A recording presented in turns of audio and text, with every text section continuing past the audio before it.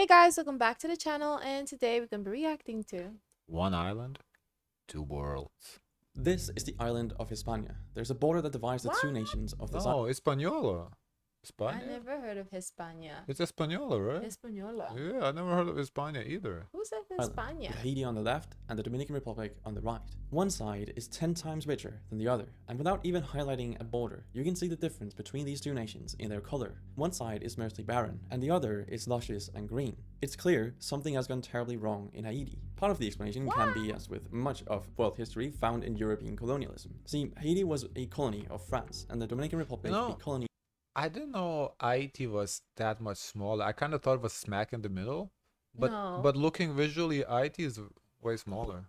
Of Spain. What's interesting is that the richest colony in the world in the 18th century was Haiti, by producing sugar, coffee, and indigo. The sheer scale of this enterprise was staggering. By the 1780s, they accounted for 60% of the world's coffee exports and 40% of sugar exported to Europe, which sounds great on paper, but the thing is, this enterprise was fueled by enslaved labor. In fact, 85% of the population was enslaved, fueled by France's continuous import of African slaves. But at some point, Haiti had had enough, and eventually their war of independence came. The first successful one in history, actually. This revolution resulted in the deaths of an estimated 200,000 Haitians, the exodus of the French colonial population, and the widespread destruction of the country's infrastructure and plantations. Furthermore, a genocide against people of European descent was perpetrated at the order of Jean-Jacques Dessalines, the first leader of independent Haiti.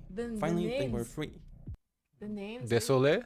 Oh gosh. Is it Désolé? No, Desaline. But the way I'm hearing these names is like. I mean, he don't speak the language.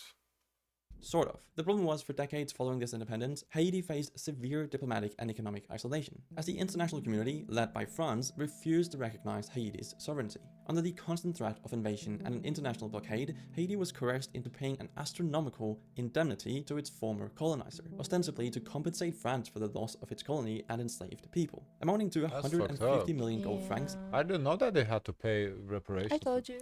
You did? I said to you that the reason why Haiti is in debt today and so much poverty is because they did this agreement with France where they are owed to actually pay back for the slaves, so to pay for their freedom. That's fucked up. Equivalent to $21 billion today. Haiti had no way to pay this, so they were forced to take out high-interest loans from French, American, and German banks to pay this. And over the next century, up to 80% of Haiti's national revenues went to servicing this debt. By forcing Haiti to pay exorbitant sums for over a century, the debt systemically drained capital, prevented investment in But imagine it was very important for the people to have their freedom. They don't want to be held. I agree. No, of course freedom, but I wonder why. Like, what would have happened if they'd refused to pay and just come at me? I mean, of course, France would have tried to come bring a lot of ships with soldiers, but what we've seen in Greece is not the numbers that matter. I wonder how that would have, but it didn't happen.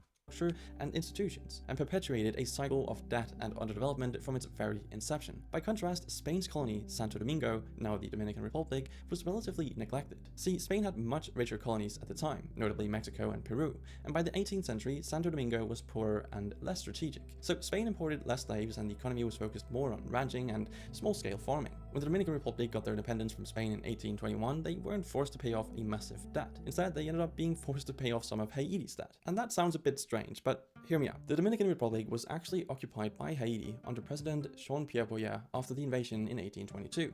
This led to a long and brutal 22-year occupation. When the Dominican Republic declared its independence, there was a brief period of power struggles, and he's not showing it, but the whole thing was Haiti.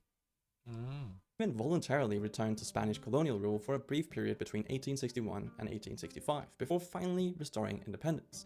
But then came the Americans. The US came in and wanted to stabilize the Caribbean for American interests, so they occupied Haiti in 1915 and the DR in 1916. In Haiti, the US took over fiscal control. Even after the US troops left, they still controlled. That's why they use dollars in Haiti?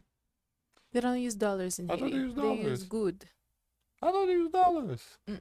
You told me that you can buy stuff with dollars. Well, of course, they'll take it. It's good. Well, that's what I'm saying. Yeah, because you go to Europe, you try to buy stuff with dollars, they say, good luck. No, thank you. Okay, that's what I meant. Okay. Haiti's finances until 1947, siphoning off about 40% of Haiti's revenues to keep paying debts to US and French creditors. which obviously didn't help Haiti's money situation. But the trajectories of these two countries really differed in the later half of the 20th century, because in this period, Haiti was ruled by the Duvalier dynasty, Francois Duvalier and his son, Jean-Claude Duvalier. For almost 30 years, they were responsible for massive corruption, repression, and economic mismanagement. Among some of the things they did were torturing and even killing dissidents, siphoning off foreign aid, and lack of investment in the development of the country. After the Duvalier regime fell in 1986, Haiti struggled a lot to establish a stable democracy. That's Haiti? That picture? That's a part of Haiti, yeah. Oh, I never seen that. Multiple coups, United Nations peacekeeping missions, as well as international You know, the title, One Island, Two Worlds. Is there another island that has two countries on it? Or is it unique in the world in that sense that one island is split into countries? I'm trying to see. Because it's not an island, but I think of like that Spain, Portugal. That's oh, no, but no, that's just a peninsula. Peninsulas, yeah. I'm thinking like islands. Because usually one island is a country. No, I'm lying. UK. It's split into Ireland and UK. Never mind. Interventions became frequent in an attempt to maintain order, unfortunately to no avail. Even today, Haiti has no elected president or a fully functioning parliament, so armed gangs have been free to control large areas and the state's authority is minimal. Now, comparing this to the DR, they also had a dictator for a 30-year period, Rafael Trujillo, who ruled from 1930 until his assassination in 1961. His regime was also a bit violent to say the least, considering he ordered the massacre of thousands of Haitians living in the DR. His ruling was a bit different, however, as he basically ended up developing the DR? He doesn't, when a lot of issues that we have of coverage of Haiti, every time they show Haiti, they show like when it's like in rubble or really a specific part, but that's not all the parts. There's prettier parts of Haiti, but we never really see that on the masses. It's same for every, every place can have a part that's not well developed. This looks like Miami though. You sure this is DR? Yeah, there's Dominican Republic. The fuck? How legit look like Miami? Into his own private business by setting up industries. When he showed the White House, it looked like the time when there was the earthquake. Also, I don't know how easy it is to find the footage if nobody shows that footage. There's footage. Are you kidding me? They used to go to Haiti for a vacation. The Clintons went there for vacation. Right. Yeah, people go. The cruise lines, every time they go to the the parts where it's very pretty, and in the mountainside too. There's pretty homes, villas. There's a lot of that. Protecting forests to enrich himself. You might say, how is protecting forests a way to enrich yourself? Birdie just fell down. Excuse me for a second. I'm gonna have to open a window here. So those of you who don't know, Birdie is a CO2 monitor, and basically when it falls down, it tells me that I have to ventilate the room. It's been really helpful actually. It falls down pretty. Other guys who get one is really in the description. Yeah, protect a forest. But anyway, back to why you would protect forests for your own good. Well, the reason you would protect a forest is because this guy. Okay, that was not the best transition we've seen, but it was pretty decent because we're talking about forests.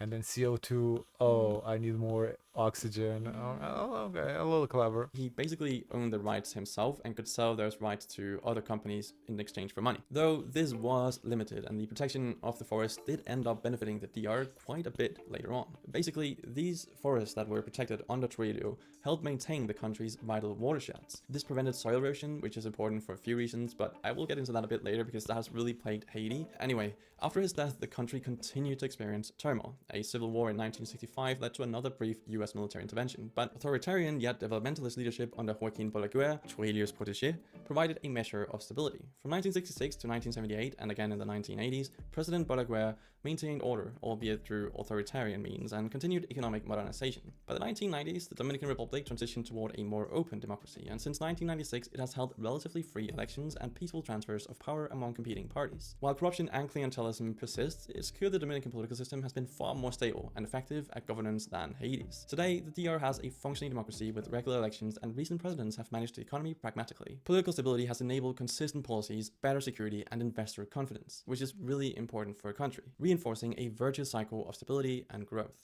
But let's compare Haiti and the DR in simple terms. Haiti has had over 30 coups since its independence, whereas the Dominican Republic has enjoyed continuous elected government for the past several decades. A divide you can see in the important economic numbers. GDP-wise, Haiti is the poorest country in the Western Hemisphere. GDP per capita sits at $2,100, comparable to the Democratic Republic of the Congo, far from the GDP per capita of the Dominican Republic that is about 6 times higher at $12,500. We know the history of why there's this discrepancy, but that's only part of the equation here. We need to also look at what the populations of these two countries work in.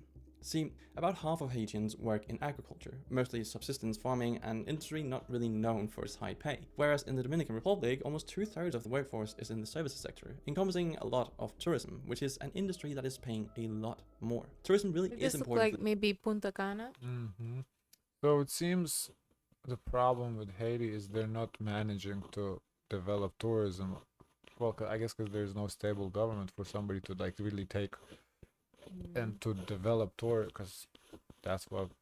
You know where they do tourism? Labedi, in the northern part of Haiti. The cruise lines, they pass by there and people can go there and enjoy the cruise. And there's different, I would say, tourist destinations for people to go to visit. But the question is now more the public image. Right, Because if exactly. you always refer to as the poorest country, no one wants to go really to per se to the poorest Yeah. country. Or if your country is referred to like a shithole country, no one wants to go to see to the shithole country. It's like a lot of things have to be done in terms of public image. There's a department of tourism that is their responsibility to do the press, do the outreach to kind of showcase, to come to Haiti, come visit, to see our island, our part of the island, to try our food, to come see our culture. But then when you also see like travel bans go up and there's notifications of, oh, it's not safe, because there are people that live in unrest, because there are gangs that needs to be addressed. There's a lot of social issues that need to be addressed, but at the same time, on the other side, overall image is not helping. The DR, and the prosperous tourism industry in the DR stands in stark contrast to Haiti's Because tourism, in which has anywhere you can go, like in the world, there's a space that's not safe, and there's a space that looks very glamorized too as well, and there's also in between. I think it's not fair when you see the image of Haiti, it's just you only get to see only one note. collapsed from 1.3 million tourists in 2018 to only 250,000 in 2024, which makes sense since the US Department of State advises against all travel to Haiti. Tourists aren't really interested in getting kidnapped, robbed, or worse, but the divide between these two nations goes even further. Only 34% of Haitians have access to electricity, which, compared to the 99.6% of the DR, is really, really bad. I don't think I need to emphasize the importance of electricity See, this to a is what functioning they society. usually show. The But ruins. yeah, but I don't know anyone from here. But just try and imagine the last time you had a blackout. Imagine living like that every day. The most visually striking difference between Haiti and the Dominican Republic is what I alluded to in the intro, and that is the environment. So let's take a look at this satellite image of their border, and you'll immediately notice the dramatic deforestation on the Haitian side. Haiti has undergone near total deforestation over the past 2 centuries. As a result, less than 2% of Haiti's original primary forests remain. While the Dominican Republic isn't untouched by deforestation, it still has about 40 to 45% forest cover and has reforested some areas in recent decades. The reason behind Haiti's insane deforestation can be explained by colonial exploitation. When French ships arrived to the island with slaves, they were then filled with Haitian wood and sent on their way. Later on, Haiti's governments cut and exported timber themselves to pay off the French debt. In recent times, Haiti's impoverished population has relied on wood charcoal for cooking fuel, leading to more deforestation. The major issue with the loss of tree roots is that it reduces the soil's capacity to retain moisture, leading to severe soil erosion, particularly in Haiti's mountainous terrain. This looser soil is easily washed away by heavy rains, triggering destructive landslides and widespread flooding that destroy homes and crops. As topsoil erodes and dries up, it becomes less fertile, forcing farmers to clear even more land to maintain yields, creating a vicious cycle of environmental degradation and agricultural decline. If you didn't think Haiti has been unlucky enough, So how you fix that? Because clearly it's a problem. What's the fix? Because it seems like it's a slippery slope. It's just worse, worse, worse, worse. How do you fix that?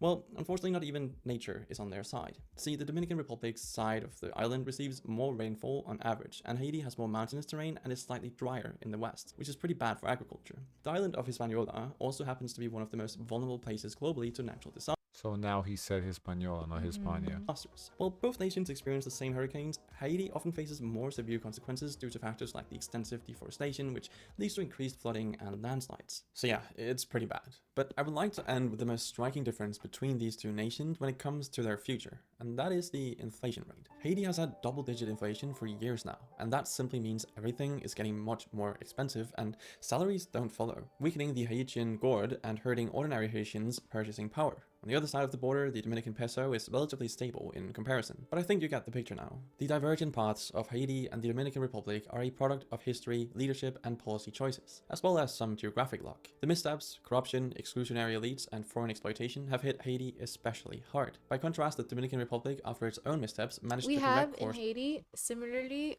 I'm surprised you don't mention this.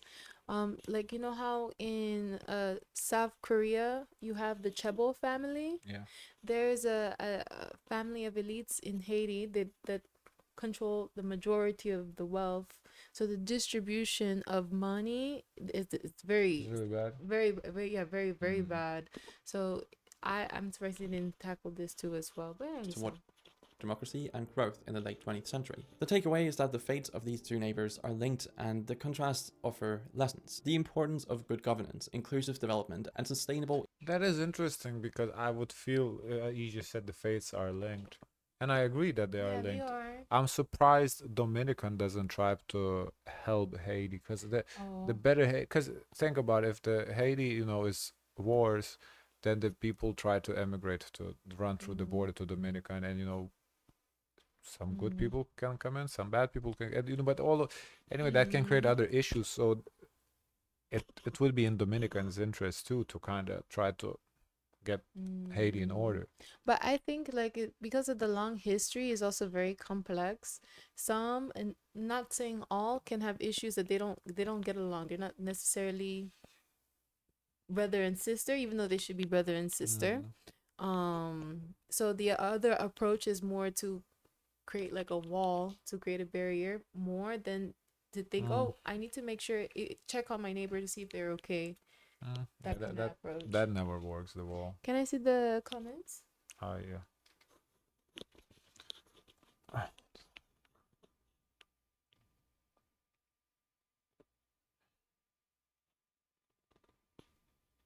Correction, I made Hispaniola, not Hispania for the name of the island. Ah, good. Isn't the island called Hispaniola? No. Oh, it's That's- gonna be a lot of that. That's one of those country names that everyone pronounces differently. That's sarcasm. That's sarcasm. Oh. Like, oh, this is like supposed to be like on. Everyone knows the island Hispaniola. It's like a big island to know. I don't know. I thought it wasn't Spain. Yeah, that's odd. Similar story. Pick any country at any year and get the same result, huh? The survival and reproduction fail from pattern recognition gave humans a. I don't know. What would help in Haiti's turnaround if they really, work with public trust, have a turnaround with their government officials, but it's so hard to do that because there's a high level of corruption in where you can have good government, but you wonder and question how long it's going to last. And if you don't have stability, you cannot build. So until they accomplish some sort of stability and trust, they can then move forward and build. Otherwise, it's gonna be, up in the air. You're not really gonna be sure what to do to plan for the future to better the country because you're only thinking here now and maybe tomorrow. Okay, guys, of course, let us know your thoughts. Don't forget to like, comment, and subscribe. Join the Discord. And as always, always, always, share as much kindness as possible. Bye.